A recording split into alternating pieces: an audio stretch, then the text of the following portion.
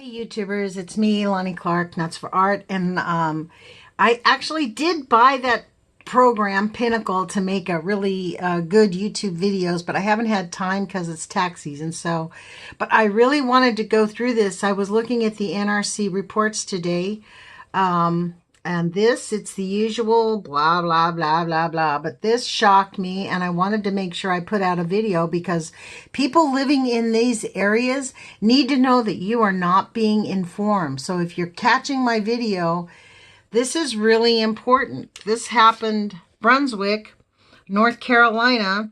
It's in a state of emergency. Which unit was it? Unit 1. This is the NRC report 53961. Notification date 3/28. The current power is at 58%. Initial power was at 100%, but look at this report. This is what it says. March 29th. Let's go to the update. March 29th. The unusual event was terminated because the RCS leak. RCS is what? They always like to use these acronyms. Reactor coolant system was reduced to less than 10 gallons a minute. Gee, isn't that great? So now it's only at 3.9 gallons per minute. The source of the leak will be identified when plant conditions allow containment entry. Do you get what this is saying? They can't get in there, but they're not. Drywall pressure is currently at 0.0 pSCIG. Unit 1 is in mode 4. This is unbelievable. No elevated radiation levels were observed during this event, but then they weren't allowed to go into the containment entry, so they have no idea.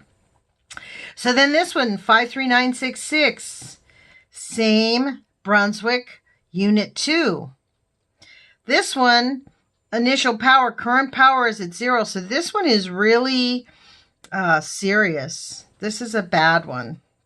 And they are definitely not telling us. Listen to this language that they say. I'm sorry for my up and down phone, but I'm at work and I just decided to look at the NRC website and I'm just making a video here. 7:17 on March 30th, Unit 2, approximately 23, and the reactor power and main turbine moving out of fuel outage. High temperature was sensed at main turbine bearing number 9. As a result of and to arrest the high temperature condition, the main control room inserted a manual reactor scram. That means like fast shutdown. All control rods inserted as expected during the scram. When the scram was inserted, reactor levels dropped below the low-level actuation set point. Per design, the low-level 1 signal resulted in Group 2 floor equipment drain isolation valves and Group 6 monitoring and sampling isolation valves and Group 8 shutdown cooling isolation valve isolations. This is so beyond unbelievable. They are not going to tell you when this thing has a serious meltdown.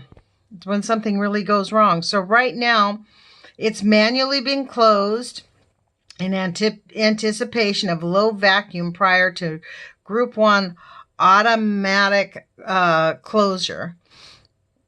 And so, of course, it's saying nothing to do here. At the time of notification, heat decay was being removed by the condenser through one open MSIV and feed water running pump. So this is serious, folks. And here we go. One more. Vogtle. I don't know how to say that. This is a power reactor. They're calling it non-emergency. Currently down, and this is in Georgia. No impact to human health and safety, blah, blah, blah, the usual. But listen to what it says. Mode 1, at 30% power reactor, the reactor was manually tripped due to a main Steam isolation valve failing closed. The trip was not complex, with all systems responding normally. Operations stabilized in mode 3. Decay heat being removed through the main line, through the steam dumps in the condenser.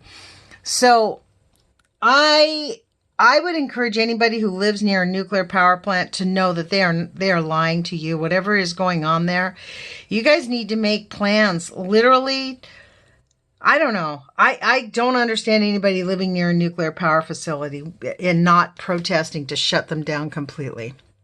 But put your courage feet on, you guys, and I feel sorry for anybody living near any one of these places. Because I'll tell you what, they are not going to tell you when they melt down unless they blow up.